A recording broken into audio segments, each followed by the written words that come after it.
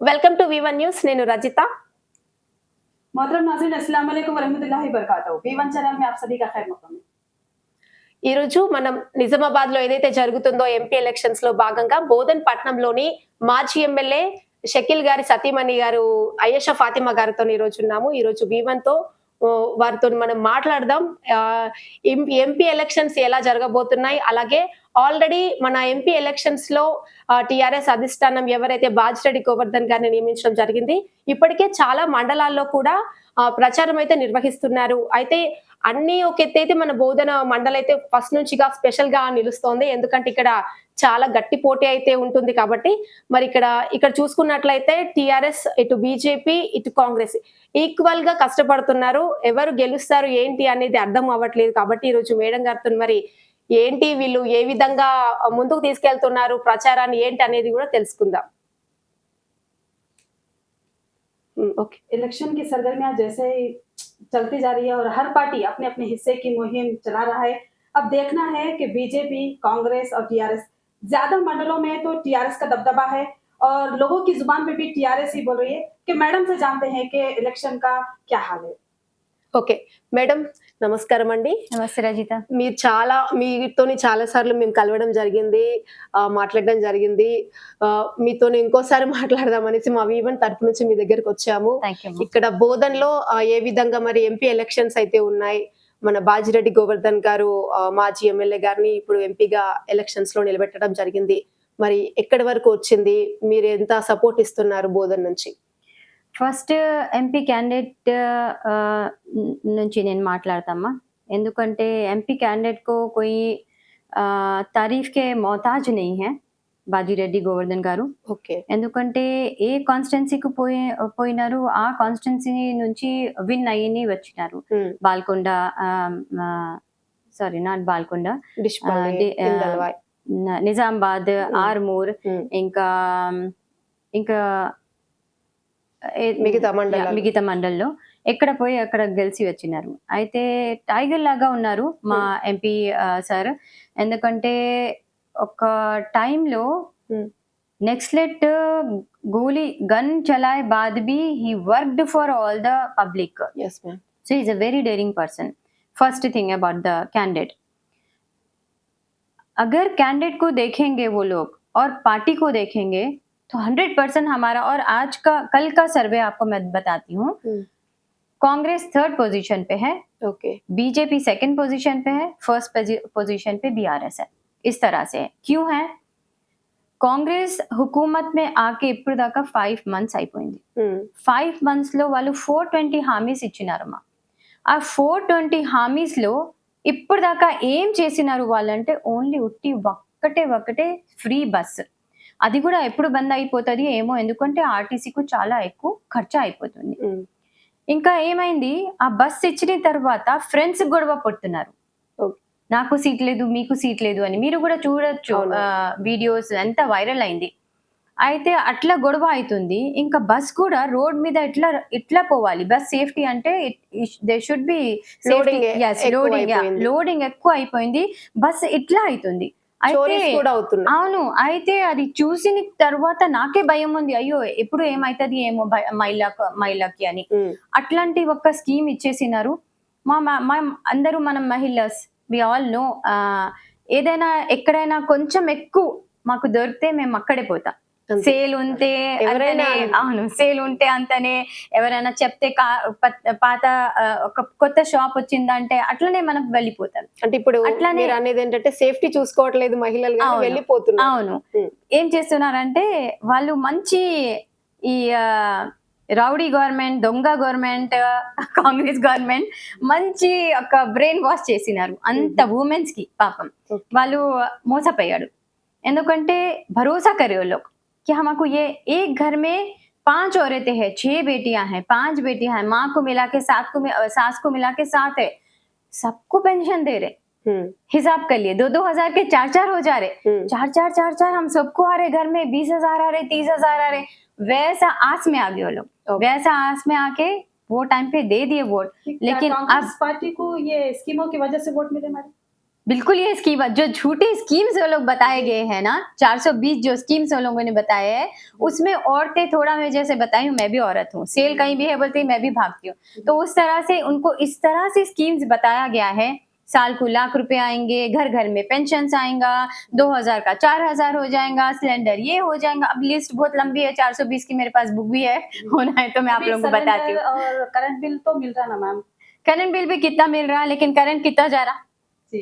Current कैसा जा रहा, यूनिट्स हाँ, करंट कैसा चले जा रहा बताइए। पहले अपनी गवर्नमेंट जब थी, यानी कि तेलंगाना गवर्नमेंट जब थी, रईतों को बिल्कुल प्रॉब्लम नहीं था, जी। बेचारे आत्महत्या कर रहे थे, तो हमारे केसीआर साहब थे जी। जो एक वालिद के जैसे, भाई के जैसे खड़े हुए थे उनके साथ, जी। तो वो आत्महत्या कम हो गए थे लोगों के, फार्मर स्पेशली, जी। क्योंकि राइतू अगर काम करेंगे तो ही हमारा पेट भरेगा, चावल आएगा तो हम खाएंगे।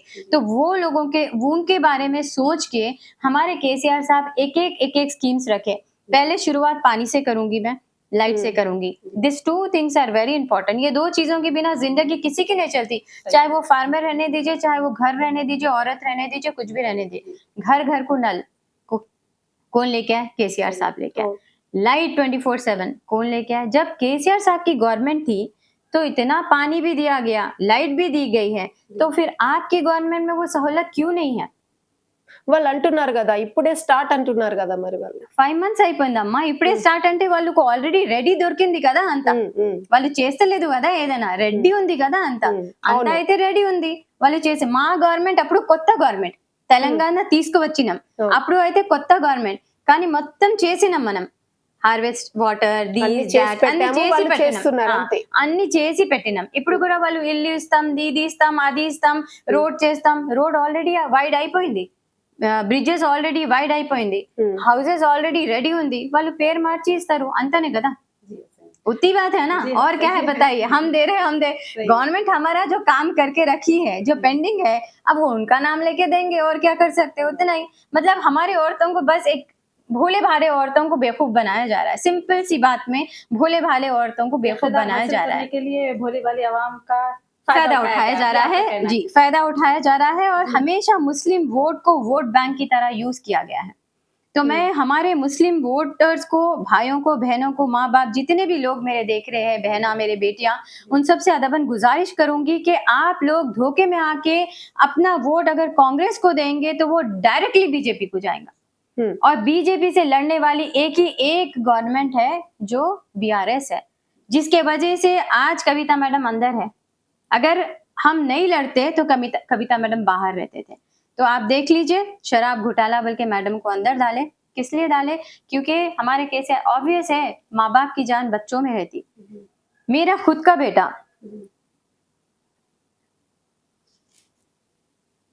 एक मामूली सा बैरिकेड हिट करने की वजह से, एक दीवार को हिट करने की वजह से हिस्ट्री में शायद ही कोई जेल को नहीं जाकर आया। रमजान के टाइम पे रोजे की हालत में स्टेशन में रखा गया, उसको सारा रात और सारी दिन, सुबह 5 बजे उसको लेकर गया है ब्लड टेस्ट वगैरह के लिए, उसके बाद उसको सीधा रिमांड करे है जेल में। यानी कि रमजान में 3 दिन वो मासूम होते हुए, कुछ नहीं करते हुए। मैं ये पूछना चाह रही हूँ गवर्नमेंट से, आज तक जितने भी लोग बैरिकेड को हिट करे, क्या वो सारे जेल को गए? ये एक एक्सएमएलए का बेटा होने के वजह से मेरे बेटे को एक अलग से ट्रीटमेंट दिया जा रहा है, उसको 3 दिन जेल में रखा गया है। तो इस कदर, यानी कि ये गुंडा राज, ये कांग्रेस राज, मतलब है कि ये रिवेंज लिया गया। एग्जैक्टली। मैं तो ये बताऊंगी, एक्चुअली रेवंत रेड्डी जो नाम है हमारे सीएम साहब का, उनका नाम आई थिंक रिवेंज रेड्डी रहना चाहिए, रिवेंज रेड्डी, क्योंकि जब से वो कुर्सी पे बैठे हैं उनका काम यही है और यही चल रहा है सिर्फ। उनको पब्लिक जब एक सीएम बनाए तो आप वो सीएम का हक अदा करिए, सीएम का वो हक अदा करिए, वो काम करिए जो आप पब्लिक को उम्मीद दिए हैं, पब्लिक को वादा करे है, गुराना माफी दे दूंगा मैं, ये तारीख को, दिसंबर की ये तारीख को ये हो जाएगा, ये तारीख को वो हो जाए। अब बोल रहे हैं अगस्त की 15 के बाद हो जाएगा, फिर बोलेंगे काउंसलर के इलेक्शंस के बाद होएगा, फिर बोलेंगे और भी इलेक्शंस आने, लोकल बॉडी इलेक्शंस वगैरह आने वाले हैं। वो उसके सरपंच के बाद होएगा, तो इस तरह आगे बढ़ते ही जाएगा, ये होएगा कुछ भी नहीं। तो ये गुमराह किया जा रहा है बस, और कुछ नहीं। हम पे वार किया जा रहा है, हमारी फैमिली पे वार किया जा रहा है।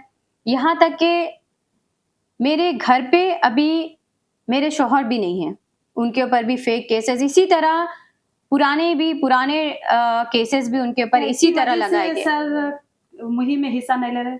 जी बिल्कुल, एक तो उनकी तबीयत भी सही नहीं है, जी। उनका बैक ऑपरेशन हुआ, सो जब से उनको थोड़ा कमर में कभी कभी पेन रहता है, तो ट्रैवल नहीं कर सकते, जी। तो उसकी वजह से भी नहीं आ रहे। और అంటే ये బయట వాళ్ళకి ఎవరికి తెలియట్లేదు.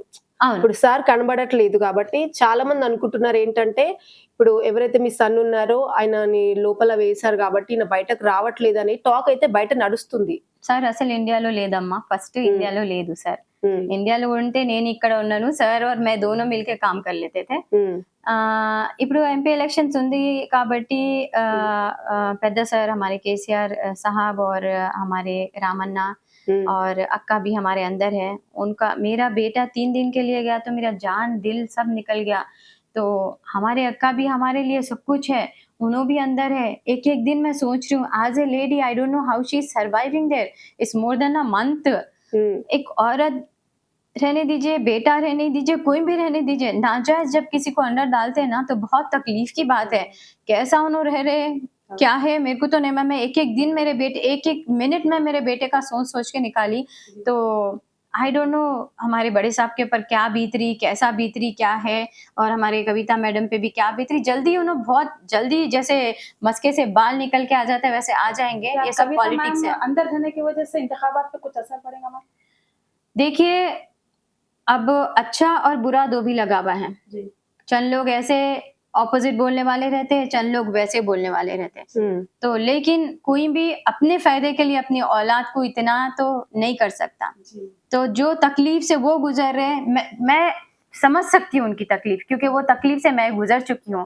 तो मैं बिल्कुल रिलेट कर सकती हूँ कि अभी उनके घर पे भी और उनके साथ भी क्या गुजर रहा है, क्या नहीं गुजर रहा है। जी। तो इस तरह से ये गुंडा राज, यानी कि एक तरफ हमारी बीजेपी जो हिंदू मुस्लिम सिख ईसाई को दूर दूर करना चाहती है, फिरका फरस्ती करना चाहती है, दूसरी तरफ जी। कांग्रेस की गवर्नमेंट जो 420 गवर्नमेंट है, जो गुंडा राज है, जो झूठी गवर्नमेंट, उनके पास झूठी डिग्री के अलावा और कुछ है नहीं उनके पास।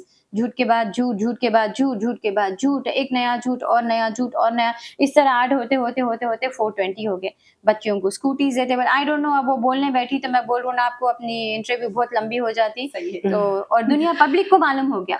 మెయిన్ ఇంపార్టెంట్ ఏంటంటే అందరు మహిళకు తెలిసిపోయిందమ్మా ఇప్పుడు రజిత ఎట్లా ఉందంటే, బయట నేను పోతే వాళ్ళే చెప్తున్నారు, ఏ ఎందుకు ఇస్తాం, వాళ్ళు ఇట్లా చేసినావు అట్లా చేసిన మోసం చేసినారు మాకు, అట్లా ఇట్లా ఇస్తామని ఇయ్యలేదు, కొత్త ఆల్రెడీ ఇప్పుడు ఈ 4-5 నెలల్లో పెన్షన్స్ ఓపెన్ చేస్తున్నా అని ఓపెన్ చేయలేదు, పెన్షన్స్ పాత పెన్షన్స్ కూడా వస్తలేదు, అది ఇప్పుడు షాదీ 4,000 ముబారక్ ఇస్తామన్నారు కాబట్టి ఇంకా 4,000 ఇవ్వట్లేదని కూడా షాదీ ముబారక్ తోలా బంగారం అని చెప్పినారు, అది కూడా ఇస్తలేదు। అది బంగారం సైడ్ లో పోను కానీ షాదీ ముబారక్ కళ్యాణ లక్ష్మి కూడా వస్తలేదు। అవునవును। అయితే వాళ్ళు వచ్చి చెప్తున్నారు, अम्मा मैं मेयन हूँ अम्मा, एक बार धोखा खाए अब दूसरी बार धोखा नहीं खाना है, बल्कि आके रो रहे हो लोग। इन स्कीमों पे अमल तो नहीं हुआ, तो क्या पब्लिक का माइंड डिवाइड होगा? क्या फिर ये इसकी वजह से बीआरएस को वोट पड़ते? बिल्कुल पढ़ेंगे, हाँ बिल्कुल पढ़ेंगे, क्योंकि उनको मालूम हो गया कि झूठ कौन है सच कौन అంతే है। కాదు మేడం, ఇప్పుడు ఇక్కడ ఎవరైతే ఎంపీ అభ్యర్థిగా ఉన్నారో జీవన్ రెడ్డి, అతను స్థానికేతరుడు, అంటే ఇక్కడ మన వాళ్ళు కాదు, అంటే అవును, means కాదు, మన వాళ్ళు కాదు అంటే ఇండియన్స్ కాదు, కాదు మన డిస్ట్రిక్ట్ కాదు, కాదు, అవును వేరే డిస్ట్రిక్ట్ నుంచి వీళ్ళు తీసుకొచ్చి ఇక్కడ పెట్టారు, అంటే కాంగ్రెస్ వాళ్ళు అనుకోవచ్చు। ఇక్కడ అంటే వాళ్ళకి ఇక్కడ ఇంపార్టెంట్ కాంగ్రెస్ లో వేరే వాళ్ళు లేకనా, లేకపోతే అతన్నే కావాలని ఇక్కడ తీసుకొచ్చి నిల్చోబెట్టారంటారా? వాళ్ళకు తెలుసు, మా వాళ్ళ పాలసీ వాళ్ళకు తెలుసు, నేను ఎట్లా చెప్పాలి, వాళ్ళు ఏం వాళ్ళు क्या सोच के रखे क्या है नहीं मालूम है, वो कैंडिडेट के बारे में किसी को नहीं मालूम है, वो नाम भी नहीं मालूम है, वो कैंडिडेट किधर है भी नहीं मालूम है। तो it's like for me and लोगों को भी नहीं मालूम है, जीवन रेड्डी बोले तो कौन बोल के बोल रहे हैं। अगर तो అందరూ MP ఫస్ట్ इलेक्शन में अब बाजी रेड्डी सर अगर विन होते हैं तो इसमें मुसलमानों का के लिए क्या फायदा है? काफी फायदा है। देखिए एक तो रूलिंग बीजेपी पार्टी का, तो कांग्रेस है, हाँ अगर सर आगे विन होके तो पब्लिक का क्या फायदा, इसमें खास मुसलमानों का क्या फायदा है मैम? देखिए एक बात बताती हूँ मैं, अभी जिस तरह से गुंडागिरी चल रही है कांग्रेस की, जी। जो कल की मैं बात बताती हूँ आपको, अब वो मैं मुस्लिम हूँ या मेरे हस्बैंड का एक्स एमएलए है बोल के क्या है नहीं मालूम, बाकी के सारे कॉन्स्टिट्यूंसी से गाड़ियां कल गई है, बसेस गई है, गाड़ियां गई है गैदरिंग के लिए, सब हमने किया है। सिवाय मेरे यानी कि बोधन कॉन्स्टिट्यूंसी के अलावा कहीं भी गड़बड़ नहीं करे लोग। कल दुनिया का तमाशा कर दिए वहां पर जहां पर हमने गाड़ी रखी थी అదే गवर्नमेंट जूनियर ఎందుకు कॉलेज। మేడం అలా తెలియదు వాళ్ళు వచ్చినారు సడన్లీ అచ్చా మాసూమ్ డ్రైవర్స్ को मार दिया। Oh, I have the pictures videos, నా దగ్గర పిక్చర్స్ వీడియోస్ అంతా ఉంది, మీకు కూడా షేర్ చేస్తాను నేను, మీరు కూడా పెట్టండి అది। మీరే तो ये చెప్పండి। बीजेपी वाले मैम या कांग्रेस कांग्रेस वाले आके जबरदस्ती खड़ के वहां पर गाड़ियों को रोक के, एक 50 लोग 60 लोग आके खड़ के रोक के वो ड्राइवर्स को मार के, बेचारे मासूम ड्राइवर्स, वो लोग अपना पेट भरने के लिए गाड़ी चलाने के लिए आते, कभी भी कोई भी बुक करिए कहीं भी वो लोग आते, हमेशा आते मीटिंग्स में। कल वही बोल रहे थे हम इतने मीटिंग्स में आए आयशा भाभी, ऐसा कभी नहीं हुआ, ये पहली बार हुआ। तो అంటే इस ఇంతకు तरह ముందు से ఎప్పుడు కూడా జరగలేదు ఎప్పుడు ఇట్లా జరగలేదు, this the first time they are doing this and I call, फिर मैं एसीपी साहब को कॉल करी, हमारे आरडीओ साहब को कॉल करी, सीए साहब को कॉल करी, एसीपी साहब आके खुद बोले मैडम मैं देख लेता हूँ करता हूँ ये वो बोल के, फिर उन्होंने जाके पूरा सब, आरडीओ सर भी बोले कि नहीं इसमें प्रॉब्लम कुछ भी नहीं है, एसीपी साहब भी आके फिर पूरा हेल्प करे, अल्हम्दुलिल्लाह पुलिस और आरडीओ लोग सब जने हेल्प करके फिर निकाल के लेके आए करे, लेकिन सताए एटलीस्ट 2 घंटे से 3 घंटे गाड़ी वालों को అంటే सताए, ఇప్పుడు डराए, వాళ్ళకి ఏమైనా धमकाए। భయమా, అంటే కేసీఆర్ వచ్చారని భయమా, అవును. లేకపోతే కేసీఆర్ రావడం వల్ల ప్రచారం ఎక్కువైపోయి అయిపోతుంది ఓడిపోతామని భయమా? అదే అదే కదా, कल केसीआर साहब बड़े साहब का प्रोग्राम था, यहाँ से बोधन से नहीं जाना, हम्म, यहाँ से प्रोग्राम फेल हो जाना, यहाँ से काम नहीं होना बोल के उनका इंटेंशन था, उसके वजह से खास तौर पे more बोधन than- में क्यों मैम ये और वही तो मेरे समझ नहीं आ रहा है कि सबसे खास वाली तौर बात पे है। हाँ खास तौर पे बोधन में क्यों, बोधन में क्यों, हमारे साथ क्यों, हर हमारे तरफ बच्चों पुरअमन के का साथ माहौल था, हाँ, फिर बोधन में क्यों ऐसा? वही तो मेरे समझ के बाहर है। बताइए अब पर तो मेरे suppose शौहर भी नहीं है, चलो बोधन मेरे एक शौहर हसास कुछ करे, एरिया बन जा रहा इलेक्शन के ఇప్పుడు लिए। కేసీఆర్ సార్ ఇక్కడ బోధన వచ్చిండు అనుకోండి, అప్పుడు ఎలా ఆపుతారు అప్పుడు కూడా వాళ్ళు? ఎట్లా ఆపుతారు, పోలీస్ అదే కదా, అంటున్నా. లా అండ్ ఆర్డర్ ఉంది కదా, వాళ్ళు ఏం చేస్తారు, ఎస్టర్డే కూడా they tried the best but ఏమైంది, ఏం కాలేదు కదా, ఉట్టి నాన్ सेंस చేస్తున్నారు అంతనే, डर जाते औरत है तो डर जाते शायद बोल के, मत भूल जा रहे औरत भी आजकल मर्द के बराबर इक्वली है, ऐसा नहीं है पहले का जमाना औरत को डराए बिठा दिए, एंड मैं तो बिल्कुल वो औरतों में से नहीं हूँ जो डर के बैठ जाने वाली हूँ, मैं शेर की बेटी हूँ, शेर को पैदा हुई से हूँ, शेरनी हूँ, लड़ने मेरे को आता और मैं आखिरी सांस तक मैं लड़ूंगी, मेरे चाहे वो मेरी बीआरएस फैमिली के लिए रहने दीजिए, चाहे बोधन के लिए रहने दीजिए या मेरी अपनी फैमिली के लिए रहने दीजिए। అలాగే एमएलए इलेक्शन हो गया एक सवाल, हाँ। एमएलए इलेक्शन हो गया मैम, जब से 4-5 महीने हो गए ना, बोधन में एक काम हुआ ना, किसी की प्रॉब्लम सॉल्व हुई, और अब जब एमएलए कैंप था अब वो सुदर्शन रेड्डी साहब आ गए, ना एमएलए कैंप है, ना किससे फरियाद करे, किससे शिकायत करे, ये कुछ समझ में नहीं आ रहा है। इसके ताल्लुक से आप कुछ बोलेंगे? काफी लोग ये बात आप 100% सही बोल रहे हैं, काफी लोग ये बात बोल चुके हैं और ये बात को दबाई भी गई है, जी। क्योंकि कैंप ऑफिस ऑलरेडी मौजूद है, बना हुआ है, जी। पर पता नहीं सुदर्शन रेड्डी साहब को कैंप ऑफिस से भी क्या दुश्मनी है जो कैंप ऑफिस में भी अंदर नहीं जा रहे, शायद हम रहते हैं वहां पर बल्कि नहीं जा रहे या क्या है पता नहीं।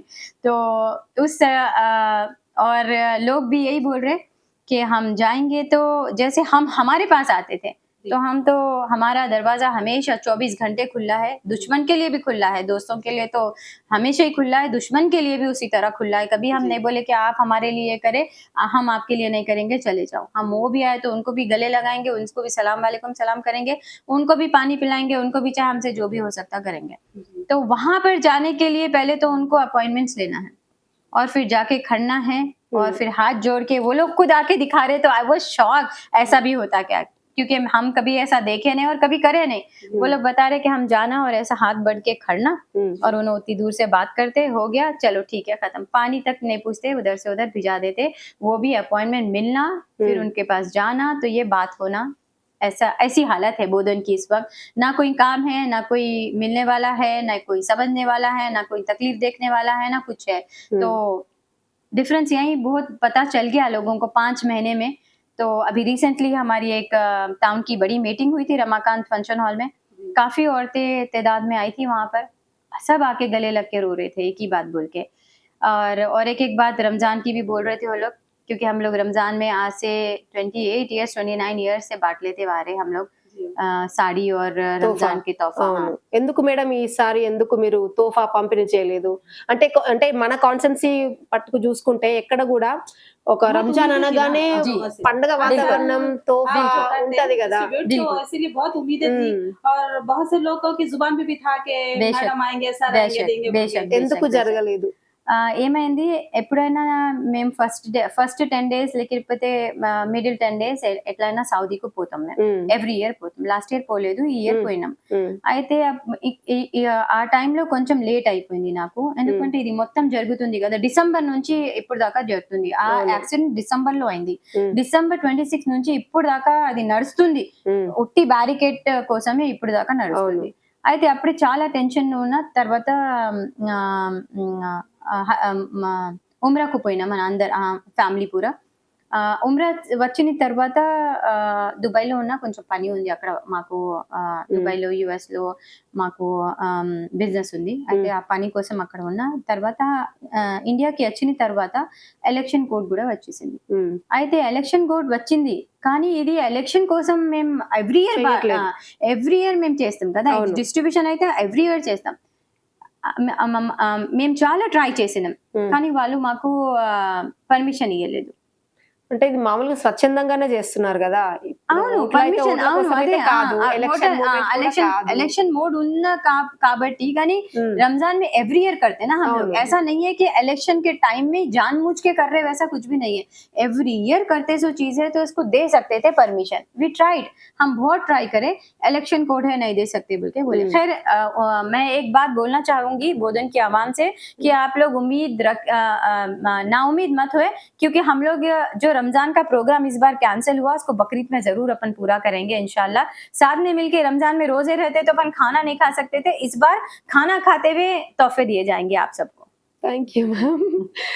రంజాన్ లో పంచలేకపోయాను కాబట్టి బక్రీద్ లో. అవును, ఓకే. ఈ టైం కొంచెం డిఫరెంట్. అంటే ఇప్పుడు ఈసారి ఇట్లా జరిగింది కదా, నెక్స్ట్ ఇయర్ కూడా మీరు అంటే రంజాన్ కి పంచుతారా? 100% ఇట్లా కుछ भी नहीं हुआ అంటే तो ఇప్పుడు వాళ్ళు ఏదో ఒక రకంగా మిమ్మల్ని స్టాప్ చేయడానికి ట్రై చేస్తున్నారు కదా. 100% ఏదో ఒక రకానికి స్టాప్ చేయాలి, ఇంటికి సమ్మన్ పెట్టాలి, సర్చ్ వారెంట్ చేయాలి, నేను ఇక్కడ ఉన్నా అని చాలా చేస్తున్నారు వాళ్ళు. కానీ ऊपर वाला है, सब देख रहा है, उनकी नजर से उनके आंखों से तो कुछ छुपा नहीं है। ఉమ్. कोई भी कितना मुद्दे लाख बुरा चाहे तो क्या होता है, वही होता है जो मंजूर खुदा होता है। మరి ఇప్పుడు మన ఎంపీ అభ్యర్థి బాజిరెడ్డి గోవర్ధన్ గారు ఉన్నారు కదా, మరి ఇక్కడ కాన్స్టిట్యున్సీలో తిరుగుతున్నప్పుడు మీకు ఏమనిపిస్తుంది? అంటే టీఆర్ఎస్ కి సపోర్టింగ్ ఎంత వరకు ఉంటుంది? 100% సపోర్టింగ్ ఉందమ్మా, అదే చెప్తున్నా కదా. స్పెషల్లీ లేడీస్, ఎందుకంటే ladies votes are very important, वो लोग ही घर पे मोटिवेट करते हैं वो। అవును. तो उस तरह से मुस्लिम लेडीज रहते, नॉन मुस्लिम लेडीज रहते, అందరూ వచ్చి చెప్తున్నారు అమ్మా एक बार धोखा खाए, अब नहीं खाते, ఏం లేదు वो लोग हम बोलने से पहले जो नॉइज पुकार ले रहे, तो उनको खुद समझ में आ गया कि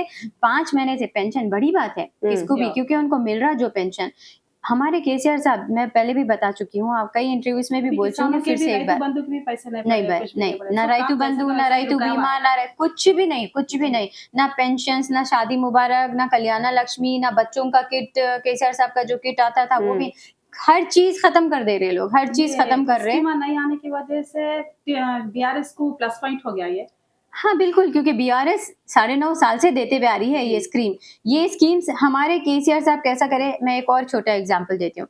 मैं घर की मेरा घर मैं जैसा रख सकती हूँ, आप आके नहीं रख सकते। 1 घंटा 2 घंटा 3 घंटा आप कितना भी इसको अच्छा रखे, तो मैं आके बोलूंगी अरे आप ऐसा कैको करे मास्टर, अरे आपको बात समझ में, आप ऐसा क्यों करे रचिता, మీరు ఏం చేసినారమ్మా నా ఇంటికి, ऐसा और तो औरत को वही घर संभाल सकती जिसका घर है।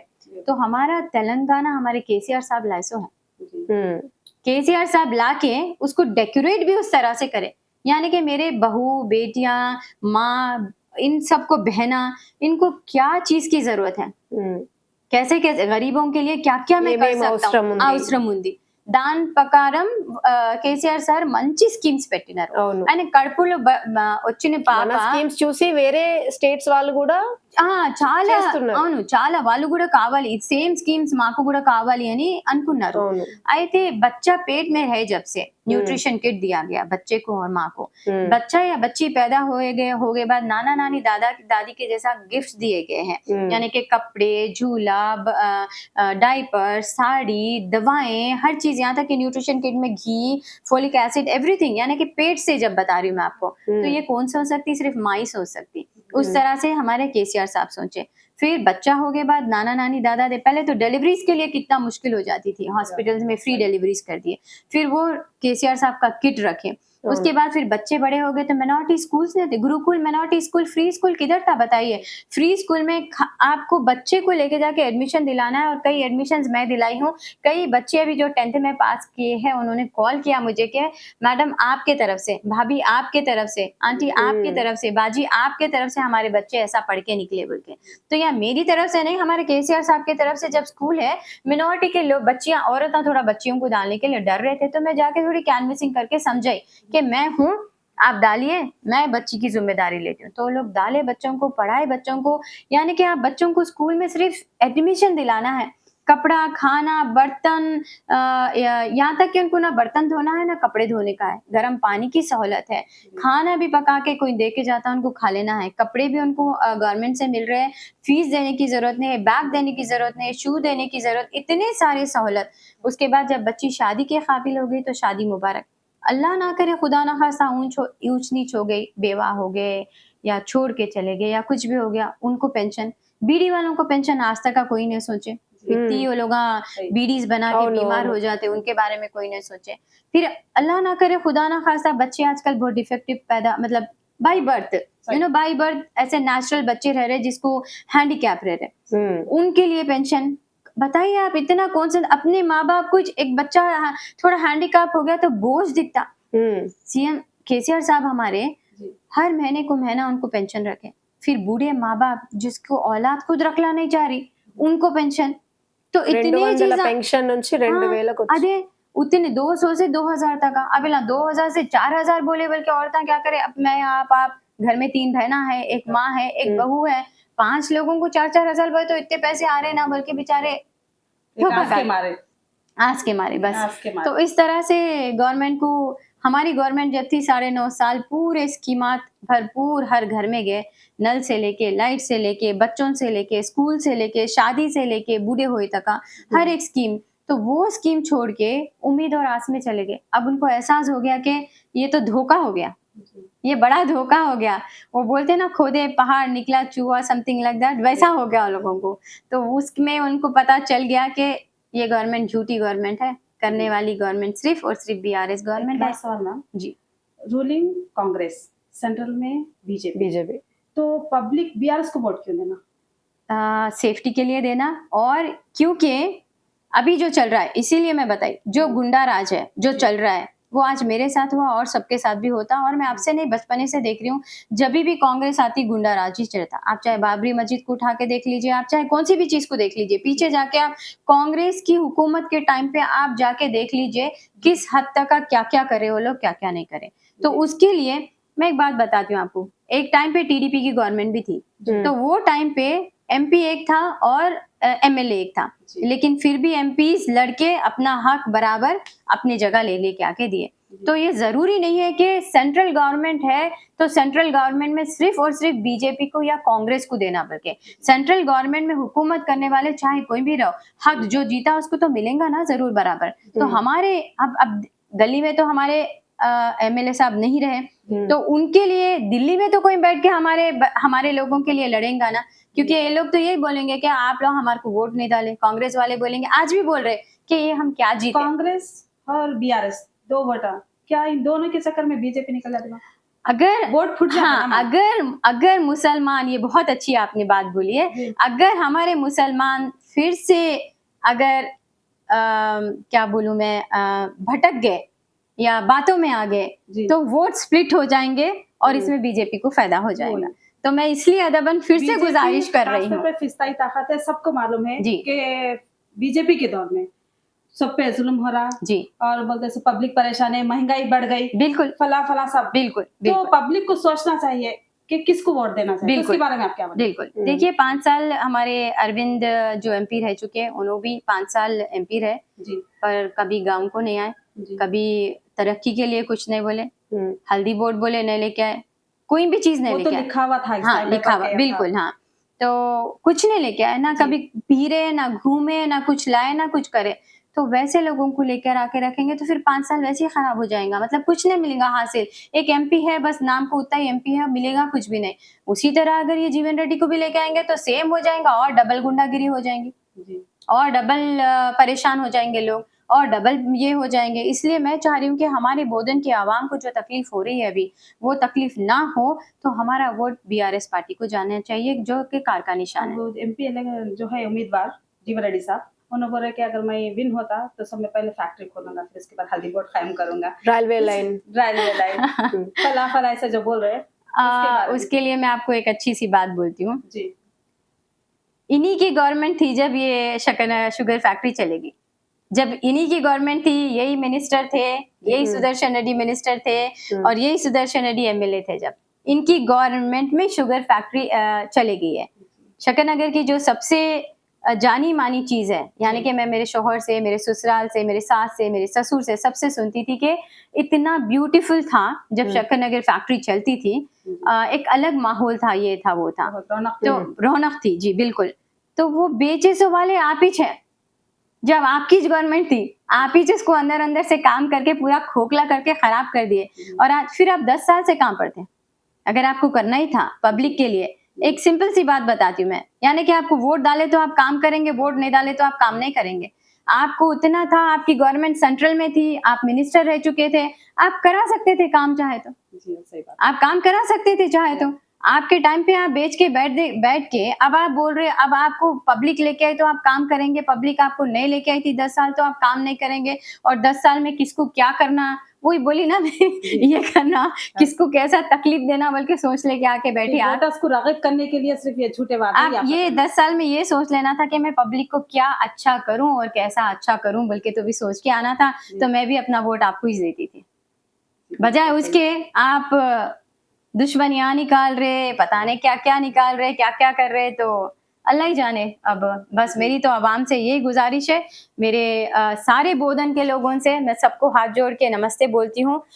मई 13 को भारी मेजॉरिटी में जाके कार के निशान को वोट दीजिए। आप सबसे अदबन गुजारिश है, मेरे भाइयों बहनों से, मेरी बेटियों से, मेरी माँओं से, मुझे पूरी उम्मीद है कि आप लोग भरपूर वोट दिए हैं और देंगे ज़रूर, क्योंकि वो वक्त और हालात क्या थे और अल्लाह को क्या मंजूर था पता नहीं, जो भी हुआ वो हुआ। लेकिन दिल्ली में अपना आदमी बैठना ज़रूरी है। आप मेरी बात समझिए, आप लोगों के पास मेरी बात जा रही है किसी भी तरह, मेरी बात समझिए, मेरी दिल की बात समझिए। और आप लोगों को खुद भी इस चीज़ का एहसास है और हम क्या चीज़ से गुजर रहे हैं और कैसी तकलीफ से गुजर रहे हैं, आप लोगों को पता ही है।